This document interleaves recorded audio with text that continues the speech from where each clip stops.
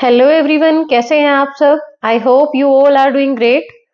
सो बच्चों, आज की इस सेशन में आप अपने एग्जाम प्रिपरेशन का एनालिसिस कर सकते हैं। बिकॉज जैसा आप देख पा रहे हो, हमारे पास एक क्वेश्चन पेपर है जो यूपी पीजीटी टीजीटी की 2016 वाली वैकेंसी थी और जिसका एग्जाम जो है वो कंडक्ट कराया गया था 2018 में। उसका ये 2016 का पीजीटी वाला क्वेश्चन पेपर है हमारा। सो यूपी पीजीटी 2016 के क्वेश्चन पेपर को हम देख रहे हैं। इससे आपको अपनी प्रिपरेशन का ये आइडिया लग जाएगा कि आपकी प्रिपरेशन किस टॉपिक में आप वीक हैं या किस टॉपिक को आपको और पढ़ने की जरूरत है। या प्रीवियस ईयर क्वेश्चन पेपर को सोल्व करने से बच्चों एक बेनिफिट और होता है, यहाँ पर आप एनालिसिस कर सकते हैं कि किस यूनिट में से किस तरह के क्वेश्चन बन रहे हैं, कितने बन रहे हैं। मींस जेनेटिक्स में से कितना आ रहा है, फिजियोलॉजी में से कितने क्वेश्चन बन रहे हैं, किस तरह के क्या पैटर्न है क्वेश्चन, एनिमल किंगडम से, प्लांट किंगडम से, कहां से किस तरह के कितने क्वेश्चन बनते हैं। ये सारा एनालिसिस आप कर सकते हैं। So let's start. First question है बेटा हमारा, ग्लूकागन स्टिमुलेट्स। ग्लूकागन किसको स्टिमुलेट करता है? Increase of breakdown of glycogen to blood sugar, formation of glucose from amino acids, rise of blood sugar level, या फिर ऑल ऑफ दीज। तो यहां पर बात है बच्चों ग्लूकागन की। ग्लूकागन क्या होता है? एक हार्मोन है which is secreted by pancreas gland. किससे सीक्रेट होता है? पेंक्रियाज ग्लैंड से। पेंक्रियाज आप लोग जानते हो मिक्स्ड ग्लैंड है, बिकॉज ये डाइजेस्टिव जूस भी सीक्रेट करती है, पेंक्रिएटिक जूस। सो ये एक्सोक्राइन की तरह फंक्शन कर रही है वहां। ऐसी ग्लैंड जो एक्सोक्राइन और एंडोक्राइन दोनों नेचर रखती है उसको हम बोलते हैं मिक्स्ड ग्लैंड। तो इसके दोनों नेचर होते हैं। ये अपना सीक्रेशन डक्ट में भी सीक्रेट करती है, सो एक्सोक्राइन हुई। और डक्ट लेस मींस अपना सीक्रेशन जो है वो डायरेक्ट ब्लड में भी सीक्रेट करती है, यानी कि हॉर्मोन्स भी सीक्रेट करती है। तो और ये एक्सोक्राइन नेचर क्या होगा? डाइजेस्टिव जूस बनाती है, पेंक्रिएटिक जूस जिसमें एंजाइम्स होते हैं फूड डाइजेस्ट करने के लिए। और एंडोक्राइन नेचर कैसे हुआ? बिकॉज ये हार्मोन बनाती है बच्चों। इसके पास एक ग्रुप ऑफ सेल्स होता है जिनको आइलेट्स ऑफ लैंगरहैंस बोलते हैं। और उन आइलेट्स ऑफ लैंगरहैंस में दो तरह की सेल्स हैं, अल्फा सेल्स और बीटा सेल्स हैं। तो इसके अलावा भी और सेल्स, पर मेन ये दोनों है। अल्फा सेल्स जो है वो ग्लूकागन नाम का एक हार्मोन सीक्रेट करती है बच्चों, और beta cells insulin hormone secrete करती है। ये दोनों हार्मोन एक दूसरे के अपोजिट फंक्शन करते हैं। कैसे? जो इंसुलिन है उसके बारे में आपने पढ़ा होगा, वो क्या करता है? ब्लड शुगर लेवल को डिक्रीज करता है। और ये जो ग्लूकागन है ये ब्लड शुगर लेवल क्या करता है? राइज करता है, मींस बढ़ाता है। ये सारी वो प्रोसेस करवाता है जिससे ग्लूकोज का लेवल या शुगर का लेवल बढ़े ब्लड में। और इंसुलिन सारी वो करवाता है जिससे ग्लूकोज लेवल या शुगर लेवल क्या हो? ब्लड में डिक्रीज हो। और इंसुलिन की डेफिशिएंसी से आपने पढ़ा होगा, डायबिटीज जो होती है वो इंसुलिन की डेफिशिएंसी से होती है। तो यहाँ पर क्या क्या ऑप्शन है हमारे पास बच्चों कि ये ग्लाइकोजन को ब्लड शुगर में कन्वर्ट करता है। बिल्कुल करेक्ट। ग्लाइकोजिनोलाइसिस बोलते हैं इसको। ग्लाइकोजन का ब्रेक डाउन करता है, ग्लाइकोजन को तोड़ेगा, ब्लड शुगर बनाएगा, तभी तो ब्लड शुगर लेवल बढ़ेगा। और अमीनो एसिड से भी ग्लूकोज बनवाता है, मींस ग्लूकोज अगर बनेगी तभी ब्लड शुगर बढ़ेगा और ब्लड शुगर लेवल राइज करता है। तो आंसर हमारा यहाँ क्या हो जाएगा? All of these. Next question है बच्चों हमारा, first United nation conference on human environment was held in Stockholm in the year. पहली यूनाइटेड नेशन कॉन्फ्रेंस जो हुई थी ह्यूमन एनवायरनमेंट के ऊपर, वो स्टॉकहोम में किस ईयर में हुई थी? तो आंसर हमारा यहाँ हो जाएगा बच्चों 1972। फर्स्ट वर्ल्ड कॉन्फ्रेंस हुई थी ये, जो जिसमें एनवायरनमेंट को एक मेजर इशू बनाया गया था। फर्स्ट वर्ल्ड कॉन्फ्रेंस, और स्टॉकहोम स्वीडन में ये कॉन्फ्रेंस हुई थी 1972 में, जून 5 to 12, सॉरी जून 5 to 16, 5 जून से 16 जून तक के ये कॉन्फ्रेंस चली थी 1972 में। नेक्स्ट क्वेश्चन देखिए बच्चों, silica for the formation of siliceous spicules is. अब बात किसकी हो रही है बच्चों? स्पिक्यूल्स की। स्पिक्यूल्स क्या होते हैं? स्पिक्यूल्स और स्पॉन्जन फाइबर, इन दोनों चीजों से स्केलेटन बनता है किसका? पोरीफेरा का। पोरीफेरा फाइलम आप जानते हो, फर्स्ट फाइलम एनिमल किंगडम का। सो पोरीफेरा फाइलम में, जिनको कॉमनली स्पंज भी बोलते हैं, इनका जो स्केलेटन है वो सिलिशियस स्पिक्यूल्स का बना होता है और स्पॉन्जन फाइबर्स का बना होता है। तो जो सिलिशियस का मीनिंग है, यहाँ सिलिका यूज होती है इनके इन स्पिक्यूल्स को बनाने के लिए, फॉर्मेशन के लिए। तो वो कह रहे हैं कि वो कहां से आती है। फर्स्ट ऑप्शन है हमारे पास, synthesized by the sponge, sponge खुद बनाते हैं। Provided by symbiotic algae, symbiotic algae इनको प्रोवाइड करती है। या फिर सप्लाइड बाय बैक्टीरिया, और extracted by the sponge from the sea water. तो आंसर यहाँ क्या हो जाएगा बच्चों हमारा? Extracted by the sponge from the sea water. जो स्पंज है वो सी वाटर से ही सिलिका को ऑब्टेन करते हैं। नेक्स्ट क्वेश्चन है बच्चों, which of the following plants produce green spore. इनमें से कौन से प्लांट ग्रीन स्पोर्स प्रोड्यूस करते हैं?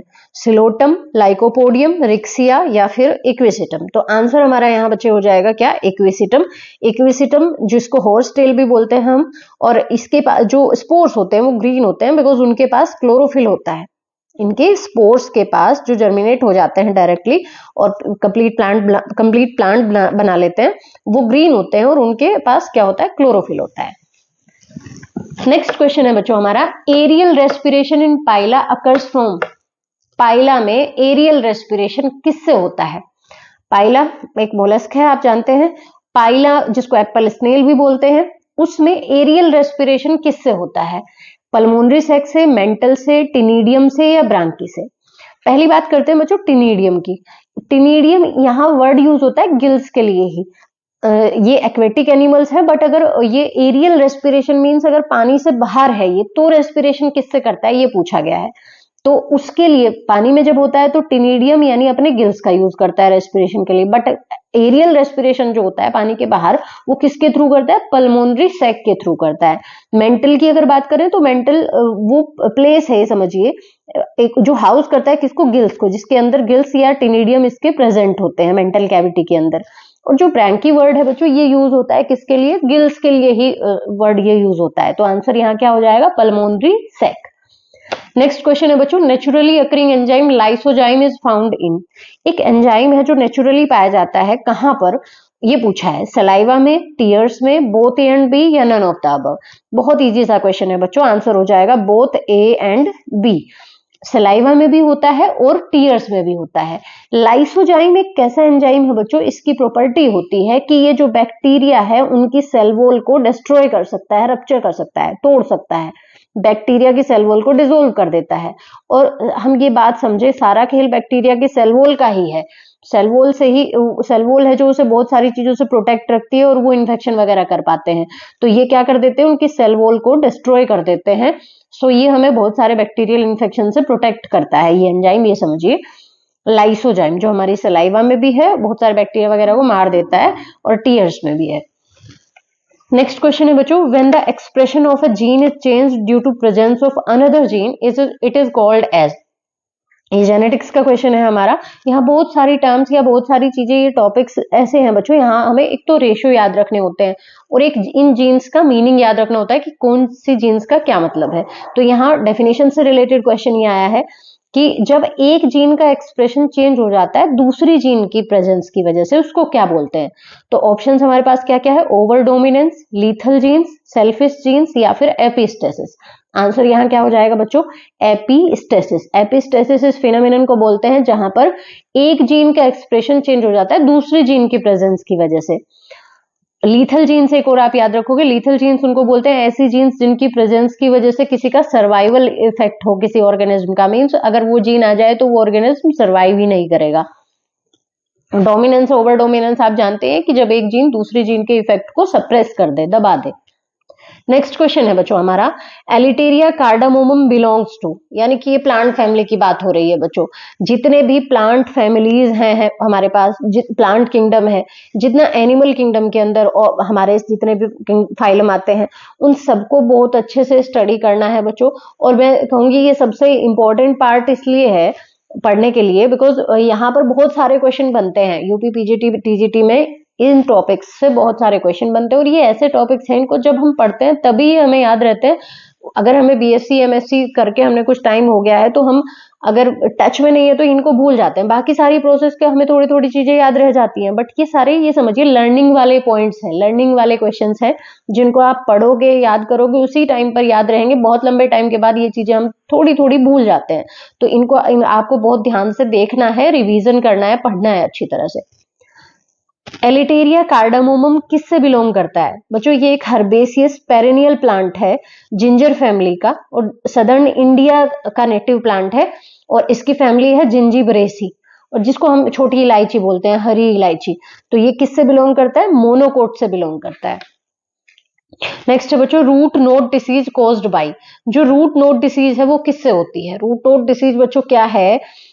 रूट नोड का मीनिंग क्या है? यहाँ पर रूट्स में एक कैसी स्ट्रक्चर बन जाती है। इस डिसीज में क्या होता है बच्चों? रूट गेल्स बन जाते हैं, और ये होती है किससे? माइकोप्लाज्मा, निमेटोड्स, वायरस या फंजाई।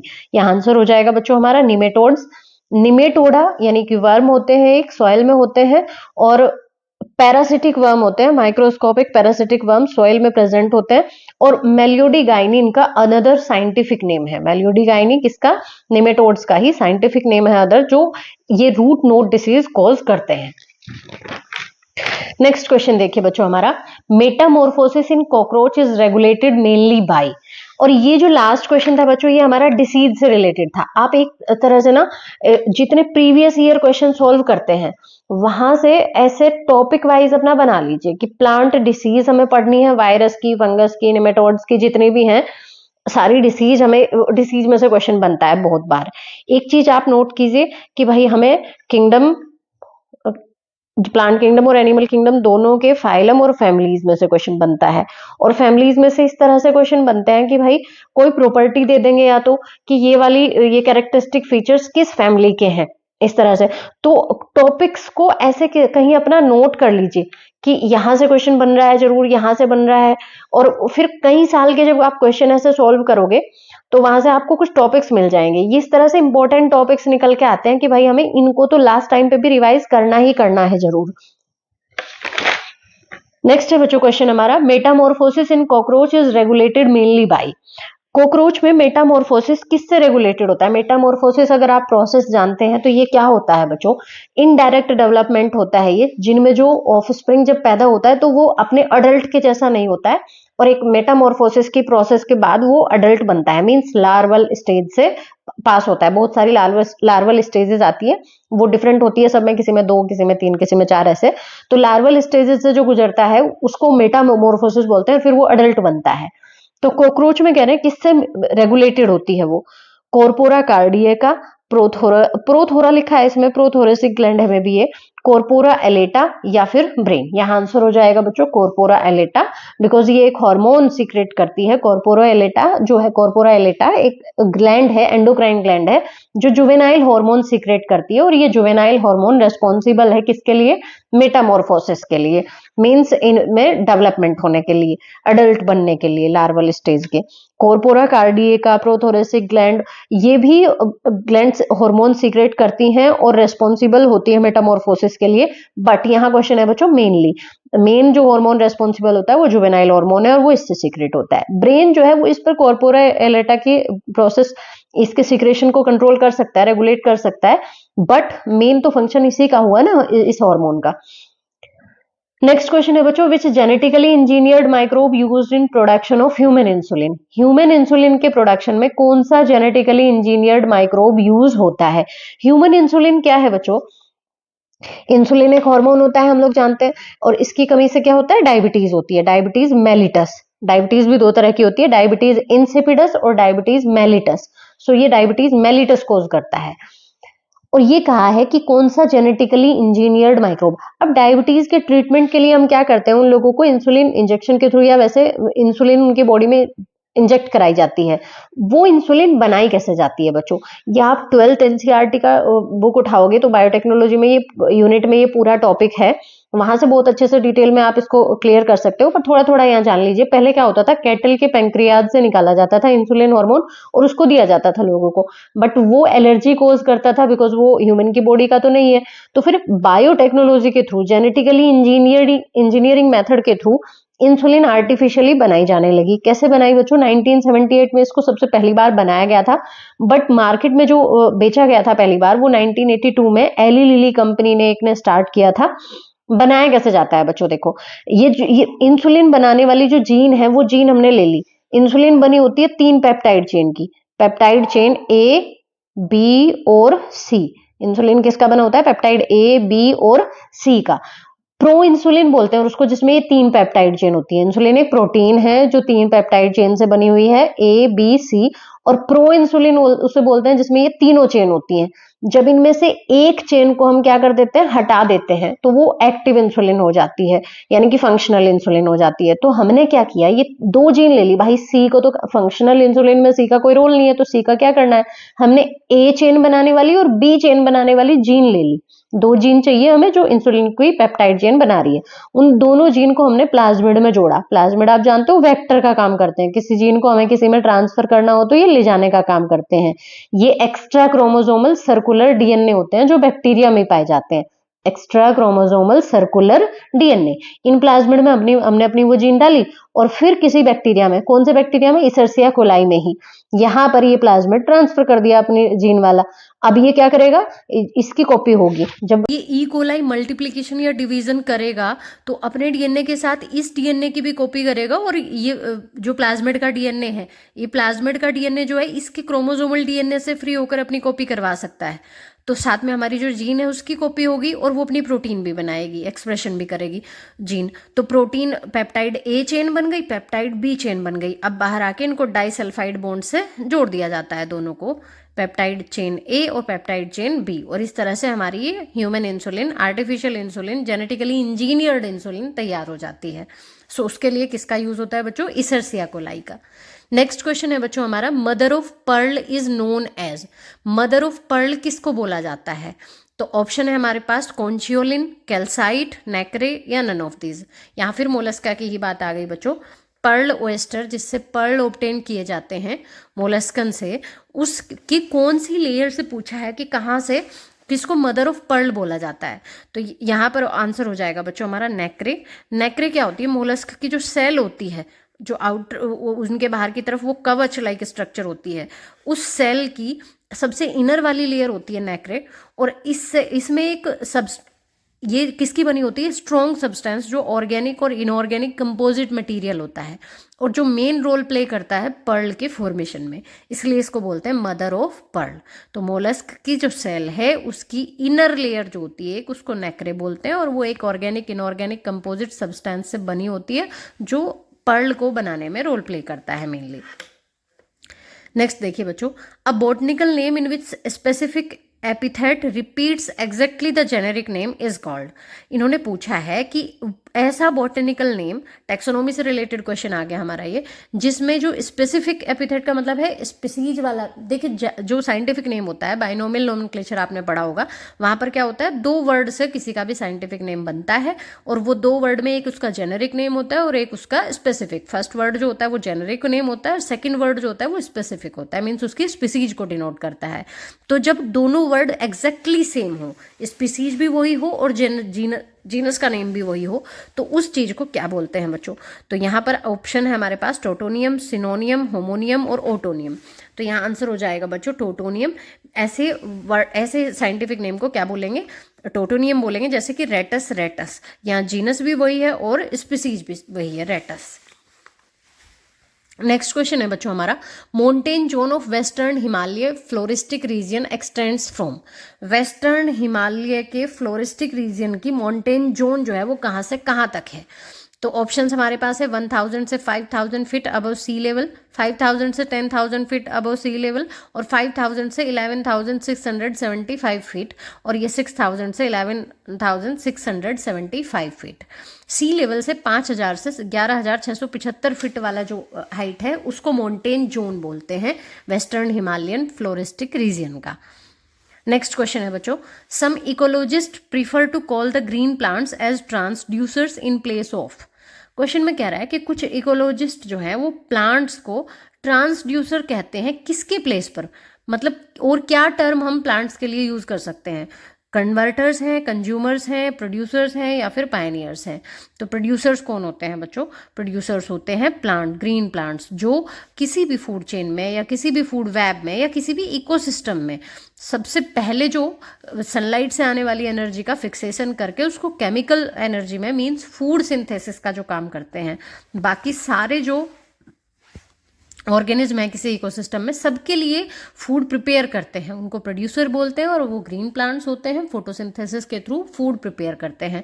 उनको ट्रांसड्यूसर कहते हैं बच्चों कुछ इकोलॉजिस्ट। ट्रांसड्यूसर का मीनिंग क्या होता है? ट्रांसड्यूसर का मीनिंग होता है जो एनर्जी की एक फॉर्म को दूसरी फॉर्म में कन्वर्ट करता है, एनर्जी की वन फॉर्म को दूसरी फॉर्म में कन्वर्ट करता है।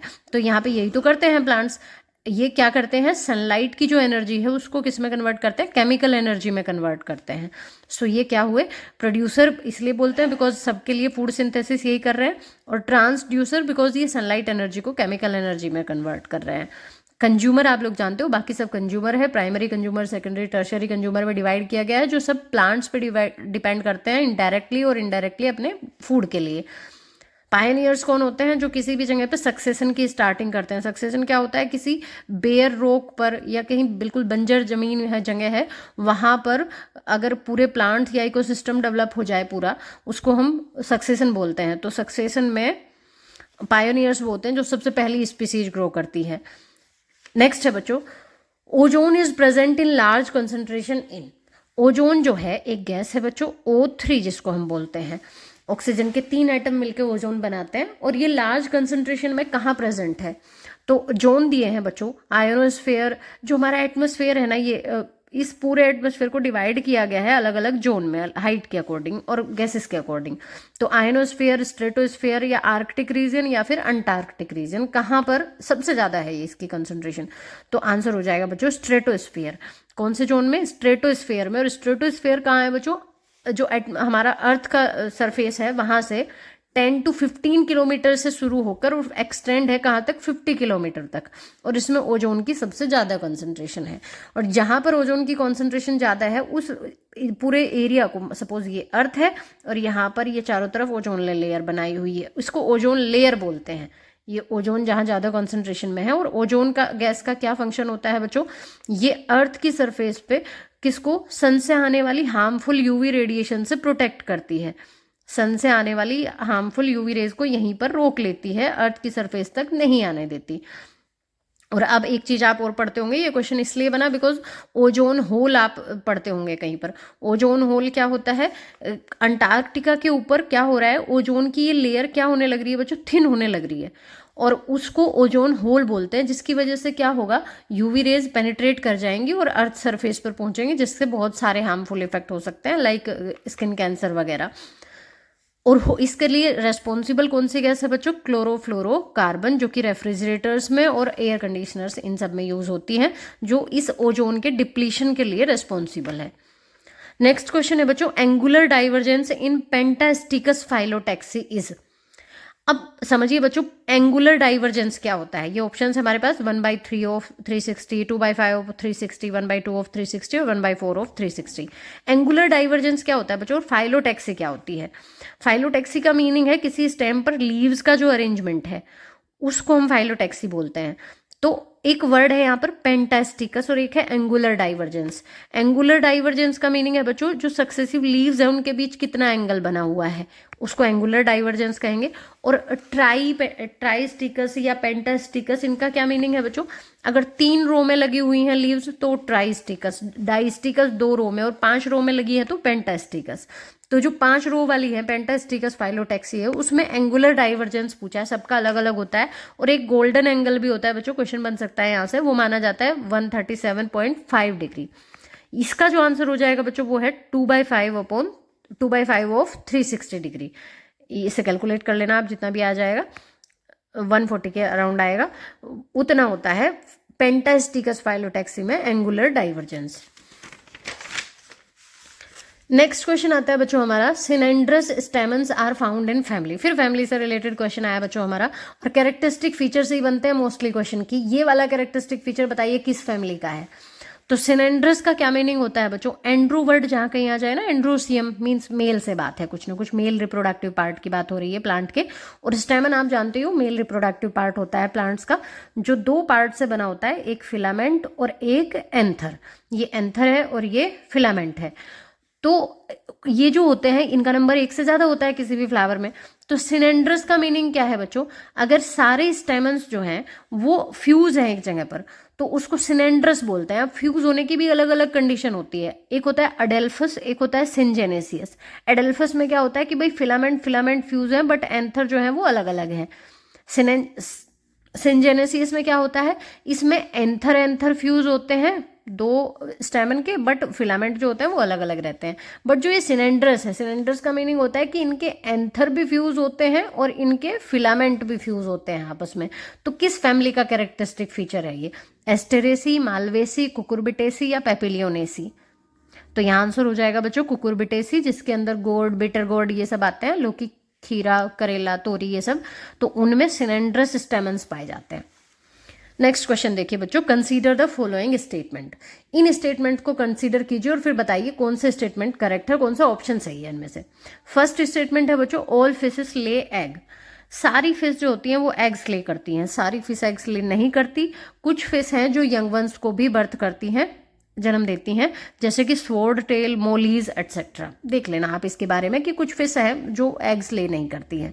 नेक्स्ट है बच्चों, all birds do not fly. ये बात सही है, सारी बर्ड्स फ्लाई नहीं करती हैं, ऑस्ट्रिच वगैरह फ्लाई नहीं करती। थर्ड है बच्चों, ऑल लिजार्ड आर पॉइजनस। तो ये तो हमारा रॉन्ग हो ही गया वन तो। थर्ड है, ऑल लिजार्ड आर पॉइजनस। सारी लिजार्ड पॉइजनस है क्या? नहीं, नॉन पॉइजनस लिजार्ड भी है। नेक्स्ट है बच्चों, poison of viper is neurotoxic. जो वाइपर स्नेक होता है उसका जो पॉइजन है वो न्यूरोटॉक्सिक है। देखियो बच्चों, दो तरह का पॉइजन होता है यहाँ पे, हीमोटॉक्सिस टॉक्सिक और न्यूरोटॉक्सिक। वैसे जनरली हीमोटॉक्सिक होता है इसका पॉइजन, बट न्यूरोटॉक्सिक भी कभी कभी हो सकता है, तो ये ऑप्शन हमारा सही हो जाएगा। हीमोटॉक्सिक और न्यूरोटॉक्सिक का क्या मीनिंग है बच्चों? हीमोटॉक्सिक जो ब्लड की क्लोट करने की एबिलिटी को इफेक्ट करता है और ब्लीडिंग होती रहती है। न्यूरोटॉक्सिक जो हमारे नर्वस सिस्टम को इफेक्ट करता है, तो ये न्यूरोटॉक्सिक भी हो सकता है, तो ये बात करेक्ट हो जाएगी। नेक्स्ट है बच्चों, none of the mammals are poisonous. कोई भी मैमल्स पॉइजनस नहीं होता, ये हमारा गलत हो जाएगा, बिकॉज प्लेटिपस है, स्लो लोरीज है, वेम्पायर बैट्स हैं, ये पॉइजनस हैं, तो ये और मैमल्स में आती हैं। ऑप्शंस देखिए अब क्या क्या है। Only 1 and 2 are correct, only 2, 3 and 4 are correct, only 2 and 5 are correct, only 2 is correct. देखिए 1 और 2 करेक्ट, 1 रॉन्ग हो गया। 2, 3 और 4 करेक्ट, 2 तो सही है बट 3 रॉन्ग है, तो ये भी 4 इसमें सही है, बट 4 के साथ 3 भी तो दे दिया ना, 3 तो रॉन्ग है, तो ये भी हमारा नहीं हो जाएगा। ओनली 2 and 5 आर करेक्ट, 2 तो करेक्ट है बट 5 करेक्ट नहीं है, ओनली 2 इज करेक्ट। तो हमारा जो ऑप्शन जिसमें सारी चीज सही है, 2 वाला, ये सही हो जाएगा, ओनली 2 इज करेक्ट। नेक्स्ट देखिए बच्चों, और ये भी हम रोंग भी कह सकते हैं, बिकॉज वाइपर का जो पॉइजन हमने बताया मेनली जनरली कैसा होता है, हीमोटॉक्सिक होता है, बट हो सकता है न्यूरोटॉक्सिक भी। तो ये वैसे भी इसके साथ जहाँ दिया 4 के साथ 3 भी दिया हुआ है और 3 सही नहीं है, तो ये वैसे भी रोंग हो जाएगा। नेक्स्ट देखिए बच्चों, stain use for gram staining is. Gram staining किसकी की जाती है? बैक्टीरिया की जाती है, और उसके बेसिस पर ही ग्राम पॉजिटिव और ग्राम नेगेटिव 2 तरह के बैक्टीरिया होते हैं। तो उसके लिए जो स्टेन यूज किया जाता है, केमिकल यूज किया जाता है स्टेनिंग के लिए, वो क्या है? Aniline blue, cotton blue, crystal violet या फिर ट्रिपन ब्लू। तो यहाँ आंसर हो जाएगा बच्चों हमारा क्रिस्टल वॉयलेट। सो आज के इस सेशन में बच्चों इतना ही। आई होप आप लोगों को क्वेश्चन सॉल्व करने में मजा आया होगा और आप अच्छी तरह क्वेश्चन सॉल्व भी कर पाए होंगे। मिलते हैं नेक्स्ट वीडियो में नए टॉपिक्स और नए क्वेश्चंस के साथ। तब तक के लिए पढ़ते रहिए, खुश रहिए। Thank you for watching.